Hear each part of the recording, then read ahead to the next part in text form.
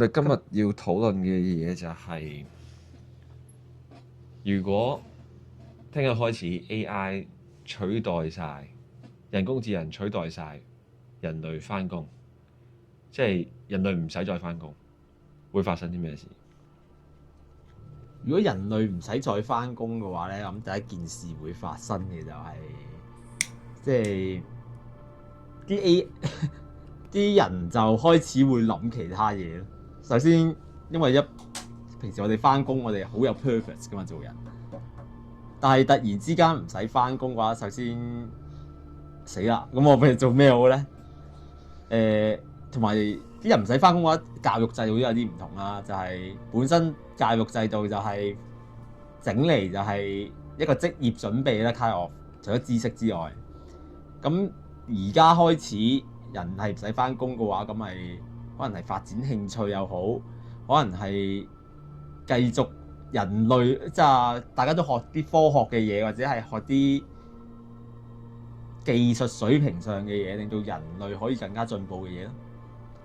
咁就同而家嘅方向好唔同噶啦，因為而家可能好多，譬如我講讀 BBA 嗰啲啊，可能就係出嚟係諗點揾錢嘅。咦，突然之間唔係諗點揾錢，即係成個方向已經唔同咗，唔係揾錢向，唔係為咗 create 更加多嘅權力啊物質。但係人類會唔會真係行去嗰個？喂，我哋人類點樣發展，或者點樣去擴展人類嘅地盤？係咪行呢個方向咧？未，我又唔知係咪喎。我暫時又未諗到。你咧，你點睇？教育制度，如果而家返學嘅 purpose 係咩先？返學嘅 purpose 係攞證書啊！攞證書嘅 purpose 係一嚟攞證書，二嚟係獲取技能。而獲取技能同證書一個比較 common 嘅共通點就係你可以獲得一份工作，而個工作係可以俾到薪金你，咁個薪金係可以幫你喺個社會生存，買你想買嘅嘢。而如果呢一刻 AI 取代咗工作，咁即係中間呢一個橋梁係冇咗咯。即係教育係為咗令到你可以進入社會工作，提供生產力，然後你獲取金錢。但係工作生產力呢個部分唔需要嘅時候，咁即係教育嘅目的同意義似乎有少少唔同咯。fundamentally 會唔同咗，即係你唔係為咗揾一份工同賺錢而去學嘢咯。咁變相就係會有好多人學咗好多技能翻嚟，而嗰啲技能可能未必有一個空間同埋機會或者平台俾佢去使用，因為冇咗嗰個原因要去做呢件事。即係你可能係學點樣去，你可能學科學點樣去研究一啲藥物，而個 purpose 係為咗人類嘅整體福祉着想。purely 即係為咗呢樣嘢，因為你唔使揾錢啊嘛。而你透過學嘅呢啲技能，去貢獻個社會，然後個社會就會因為你呢樣嘢進步。但係你會攞啲乜嘢作為 return 呢？即係你人總會有需要 return。我明啊，就係我學咁多嘢，我攞嘅 return 竟然係同一個乜嘢都冇學嘅人攞嘅 return 一樣。咁好明顯一定唔會係咁啦，因為如果係咁嘅話，社會一定唔公平咯。咁啲人一定出聲㗎，即係如果我係醫生，我每日都不斷醫好多病人嘅，我唔出糧，你冇返，你話你唔想讀書，你冇任何一個技能，你中意留喺屋企，然後你又係唔使出糧，你獲得嘅社會，你喺個社會上獲得嘅福利同體驗，同我作為醫生獲得嘅係一樣咁啊，即係變咗共產主義咯。咦？但係咁樣講嘅話咧，就係一個問題啦，就係如果 AI 真係取代晒所有工作嘅話，咁就係冇醫生嘅職業噶咯喎。咁你係純粹為興趣、為義務為醫人嘅啫。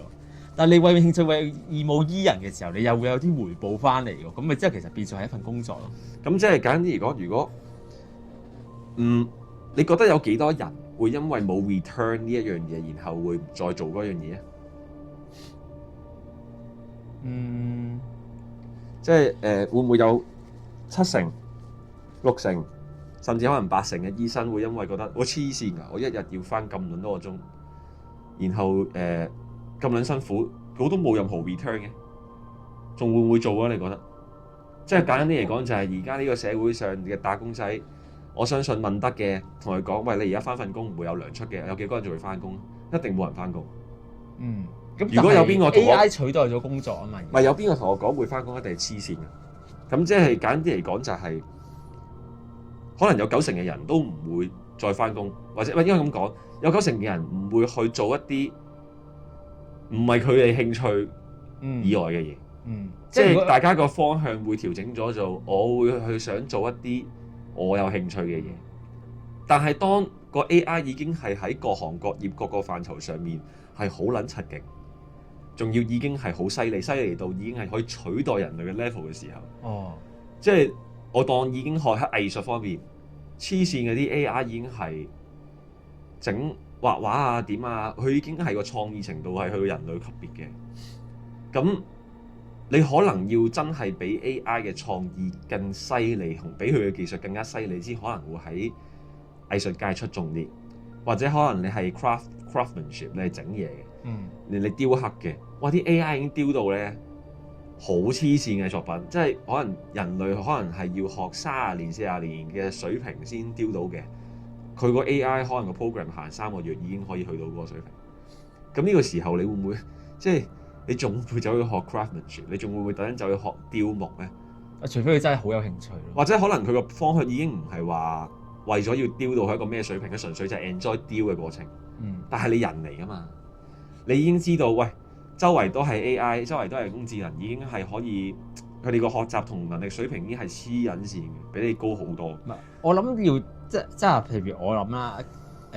因為其實有啲人咧，譬如啲無國界醫生嗰啲咧，佢哋咧唔係為咗份工㗎嘛，佢就去非洲做義工想醫人嘅。但係如果 AI 已經係佢做呢份工做得太好嘅，已經係幫助晒所有非洲嘅兒童，咁咁啲醫生都冇一個 purpose 去醫人，因為已經被 replace 埋添。即係醫生唔使做，醫生都唔使做。你想醫人冇人俾醫。喂，我想醫人，但係我為興趣而醫人。咁即係有啲職業會消失咗咯。即係我覺得 for 人類去選擇嘅嘢，有大部分可能會消失咗。即係 accountant 都會消失咗㗎啦，你唔撚使做 accountant 㗎啦，你 programmer 都唔使做啊，都唔使你做。即係有好多職業會冇咗咯。咁即係其實，咁你做咩特登要走去學 program， 整一個 program， 你整個 program 可能已經俾 AI 搞咗啦。咁其實人類會變咗廢柴咯，簡單嚟講，即係其實人類係會冇埋嗰個自豪感咯，直情係。咁即係講。咁會唔會係變咗做一種物種嘅滅絕先？我覺得咁樣係會。嗱，我咁樣可能講誇張咗，但係會唔會變咗做一種物種嘅滅絕？如果 AI 係真係完全取代晒人類嘅每一個工作嘅話咧，我覺得係人類最特別嘅嘢係咩？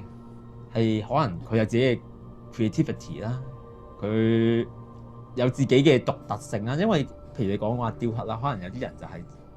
我唔中意，我預佢超到咁完美，就係、是、佢可能有啲瑕疵，呢、這個就係佢嘅美，即係藝術嚟講嘅話，咁 AI 可能其實就係永遠都挑到好完美咁樣，所以人就有佢嘅獨特性，即係個人係會犯錯同埋唔完美呢一點都係人嘅特性 ，AI 可能就係太完美，太唔會犯錯，但係人類咪講真。咁你講緊都係比較係 art 方面嘅 perspective 啫，即係喺創意方面呢一個部分，似乎係冇一個標準所謂勁嘅準則嘅。係啊，冇。咁即係其實喺藝術方面嚟講，你依然可以投身啦，即係你依然可以係興趣咁樣去玩咯。但係就冇任何 reward 咯，即係你純興趣玩咯。咁你除咗每日起身刷牙、洗面，跟住你可能做下運動，維持下你身體嘅機能。然後你去買嘢行街，全部都係 AI，跟住嗰啲 product 每日都有 AI 去幫你 invent 一啲新嘅嘢。然後可能你有咩需求，你同個 AI 程式講，跟住可能嗰個產品就已經有個部門會好快安排去設計。咁你一日落嚟，除咗 enjoy 生活、玩、創意、創造，就冇嘢做。同埋做愛咯，同埋我喺度諗緊科技會唔會更加進步咯？其實係應該會停滯咗咯。點解會停滯啊？你肯定有除非係 AI，咁你 AI 肯定有個部門係科研㗎，你肯定有個部門係取代埋科研㗎嘛，即係會有班 AI 24小時喺度不斷大數據咁樣去知道邊啲地方要優化，邊啲時間要精進，邊啲工廠流程，邊啲道具，邊啲工具要再優化。咁人類同細菌有咩分別？佢霸佔咗地球。人類會被圈養咯，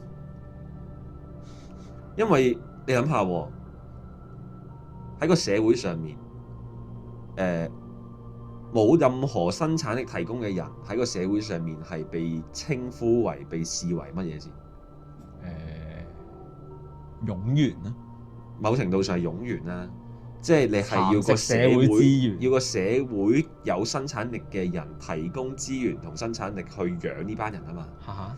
咁如果人類係一班喺個社會上面冇任何被需要嘅價值，咁 AI run 晒所有嘢嘅時候，人工智能 run 晒所有嘢嘅時候，人類就係一班冇任何生產能力嘅冗員，即係簡單啲，我哋係被照顧嘅對象咯。咁我哋係被照顧嘅對象，即係其實我哋係一定係要被養咯。因為我哋嘅所有嘢，生活上面可能8、9成嘅嘢都已經重到依賴 AI 同人工智能，即係我哋係一班寵物咯。其實，仲要其實嗱，寵物對人嚟講就係佢可以慰藉下心靈啊咁樣。AI 需唔需要慰藉心靈？唔需要啊！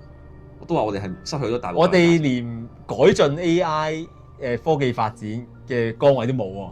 AI 會自己改進自己嘅，即係 AI 係一個獨立嘅物種。咪大家所有人都喺度 chill 咯。咁等世界末日啦，變咗就係啊！即係我喺度諗就係，其實即係你純粹係冇咗你冇咗生存，你一定冇咗生存毛，你只能夠生活咯。而家其實都爽嘅，即係你係喺人生可能嗰70-80年，你可以享受你嘅生命。但係個位就係咩呢？可能連呢個人類壽命嘅 maximum 都會不斷被拉闊。可能即係我講緊去到人工智能取代晒所有嘢嘅水平嘅時候，喺嗰個科技水平嚟講，我哋嘅壽命應該就唔止70-80㗎，應該可以拉到100幾200，甚至可能係唔會死嘅。即係而家都已經有科技整到一啲幹細胞，跟住去不斷增生，然後取代一啲重要嘅器官。你諗下，去到嗰個水平嘅時候，你可能不死，即係你係無限歲，然後你唔使返工，你係玩咯，全世界任你跑任你走，玩盡個世界咯，即係全世界所有人都可能不斷咁樣周圍走咯。但係我諗緊嗰個 point 就係，咁有啲乜嘢去區分你嘅社會地位同埋所能夠享受嘅 capacity？ 即係你有冇遊艇？你點樣可以有一架遊艇？點樣可以擁有一啲嘢？你點樣可以？正因為其實唔使返工唔賺錢擁有一啲嘢。正因為其實係你只要向 AI request 我要遊艇，佢就會唔知幾多個月後整一部嘢嚟。咁啲資源邊度嚟？即係 AI 自己 AI 採插翻嚟嘅。係啊。咁個世界資源有限㗎嘛 ？AI 去咁 AI 唔會所有人都滿足晒㗎嘛 ？AI 去外太空採集資源過嚟。咁個成本喺邊度？咁個成本咪喺邊度嚟先 ？AI 自己揾翻嚟個成本咪？即係咁講 ，generate AI 自己揾資源、揾能源，跟住 AI 又負責生產，然後你就負責體驗享受。咁咪成個社會咪好膨脹咯！突然間個個都話要遊艇，咁個成個海面咪遊艇。係啊。咁 AI 好明顯唔會容許你咁樣做啦，因為 AI 都有社會規劃嘅部分㗎嘛。可能 AI 就會 set 規矩去管理人類啦。係啦 ，AI 係全面管理人類。所以我冇話一定最後我哋就係被圈養咯。你可唔可以話就算我有隻狗，佢係我隻寵物，我好錫佢嘅，但係我冇可能由得佢亂咁屙屎㗎嘛，因為會影響其他人喺屋企行嘅時候會唔好㗎嘛。咁即係規矩法律都一定要存在咯。In order to 令到個社會運作正常。咁即係其實可能有啲限度啊啲嘢，即係可能 AI 都會提供翻啲工作出嚟俾人做，俾人消磨時間。Sorry， 係俾人消磨時間。應該會有。咦？咁其實但係唔係個 point 係咁，我點樣買一樣嘢？會唔會好似而家等公屋咁樣啊？我輪候時間7年，你上網去申請。如果個 AI 程序 program 係為咗存在目的意義就係確保人類可以呢個物種一直生存落去，咁佢可能佢 running 都有一個 purpose 喺後面，有一個 first priority 嘅宗旨㗎嘛。咁佢可能 based on 嗰個宗旨嘅時候，佢會特別限制你某啲行為，甚至比人類社會更加限制咧。你明我講？我明你講咩啊？即係佢可能唔會有唔會有灰色地帶㗎啦。即係可能佢話：喂，你唔準 smoke 就係唔準 smoke 咯，唔準食煙就係唔準食煙咯。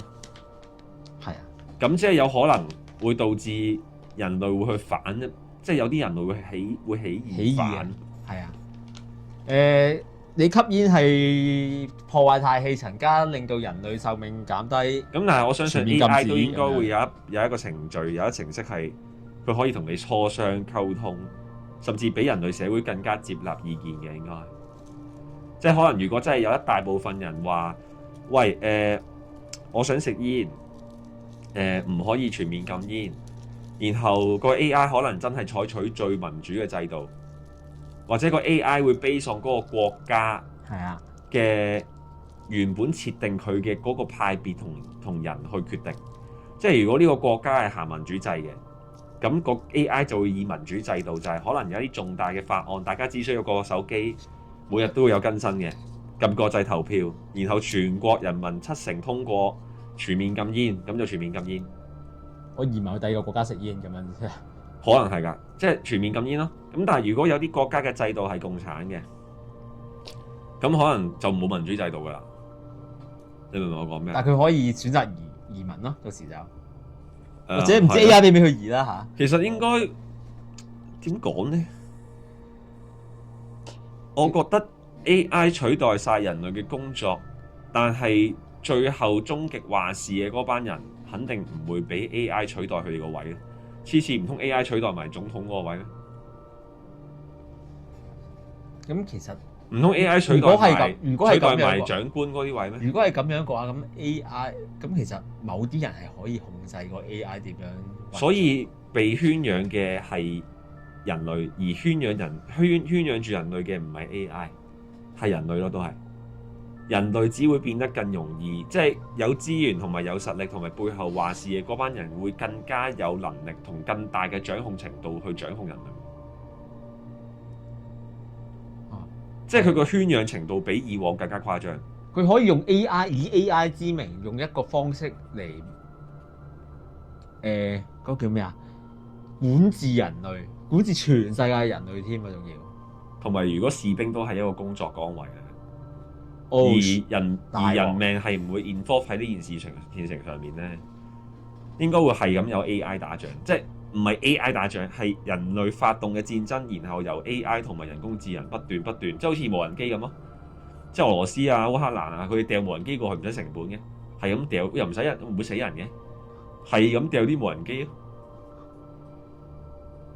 咁所以個戰爭會由人命傷亡變咗做不斷嘅機械同機械嘅戰鬥咯，即係而家已經係拉咗去戰爭層面。係啊，即係個世界會變到同而家好不一樣咯。即係話，喂，好似係兩個人，我拎住個遙控，好似打機咁樣。哦，你呢邊喺度控制個 AI 掉嘢，揸啲飛機過去，嗰邊又仲揸隻 AI 加揸啲飛機過去 ，AI vs AI 邊邊贏邊邊輸咁樣，好似打機入邊咁樣，模擬戰爭咁樣。但係好黐線個喎 ，AI 對 AI，即係會變咗好似睇比賽咁樣。我記得我細個咧睇過段好黐線嘅片，就係咧佢裝咗5個大陸嘅防毒軟件喺同一部電腦度等睇佢哋打仗。裝咗5個防毒軟件，5個大陸防毒軟件，大家喺互相排斥，大家5個防毒軟件。點解嘅？即係防毒軟件會互相排斥防毒軟件？係啊，即係大家都確定對方係另外每一個防毒軟件都確定對方嗰4個防毒軟件係病毒。跟住會發生咩事？之後喺間電腦度有攻防戰發生。我睇過段咁嘅片。哦，我知啊，可能咧，人類都會繼續有運動比賽呢啲嘢。即係就純粹係娛樂嗰方面會好犀利咯。嗯，但係咁你娛樂上面嘅消費咁點樣嚟啊？全部都免費啊？咁黐線？唔會噶嘛？如果所有我諗，如果金錢制度仲健在嘅話，咁 AI 可能就會根據你對呢個社會嘅貢獻值俾翻啲錢你咯。咁都係用錢，到時都可能都係用錢衡量個世界。咁你對呢個社會貢獻值高，咁 AI 咪俾多啲錢。AI 取代工作，咁啲人嘅工作崗位，咁應該金錢制度同埋消費嗰個 system 都應該會有啲改變嘅喎。如果 AI 取代晒嘅話，睇向咩方向發展啊？就係 AI 覺得你今個月值65蚊嘅，咁就俾65蚊你咁樣。係 AI 判斷咩呢樣嘢？點樣判斷你今個月值60蚊？咁如果即係你好 behave 啊？你個社會好 behave？我相信 AI 去到呢個地步嘅話，佢有能力分辨，但係大家鋸唔鋸係另一回事。唔係點樣分辨啊？但係可能即係你全日就係起身，跟住食嘢，做下運動，睇下比賽咁。嗱，你有咩？我會有咁嘅構思嘅，就係可能AI 係 design for 令人類更加享受到嘅生活啦。咁可能 AI 會跟你嘅品味啊，根據佢會 study 晒你你嘅人嘅需要，你需要咁多錢嘅時候咧，咁啊俾咁多錢你。我覺得你需要嘅錢太過唔合理啊！你去到要遊艇啊，要做點咧，我唔俾你。點解咁樣係唔合理啊？AI 判斷嘅其實。咪但係點解 AI 要判斷呢個部分？AI 只不過係取代個工作啫嘛。OK。但係我而家想知嗰樣嘢係個社會配給，即係個社會嗰個消費同埋資源制度會變咗點樣啊？其實我其實我唔係太想像到呢個位，真係。即係點樣可以你唔使翻工有錢咧？咁你都要消費㗎嘛？咁你消費 base on啲咩去消費？